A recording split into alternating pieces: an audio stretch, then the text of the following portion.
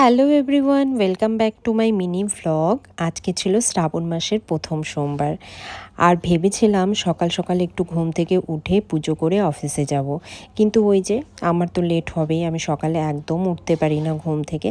মা সব কিছু রেডি করে আমি ঝটপট স্নান সেরে ফার্স্টে বাবার মাথায় জল ঢেলে নিলাম, তারপর পুজোটাও দিয়ে দিলাম। আর জানো তো, আমি কিন্তু কখনোই মন্দিরে যাই না। আমাদের বাড়িতে যে ভোলেনাথ আছে, আমি বাড়ির ভোলেনাথকেই পুজো করি।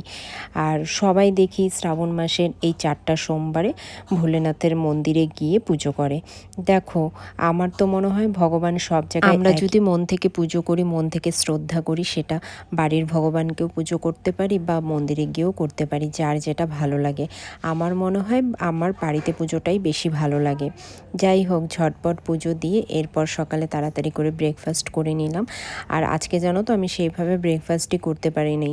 ওই 2টো বিস্কুট আর চা খেয়ে ফটাফট করে অফিসের ব্যাগ গুছিয়ে আমি চলে গেলাম অফিসে। আর আজকে জানো তো, মনটা একটু ভালোই লাগছিল। ওই যে পুজো করে বেরালাম না, তার জন্য মনের ভিতরটা অনেকটাই পজিটিভিটি লাগছিল। এরপর সন্ধ্যাবেলা বাড়ি এসে চা খেলাম, আম খেলাম। যাই হোক, আবার আসবো কাল। সবাই ভালো থেকো, টাটা।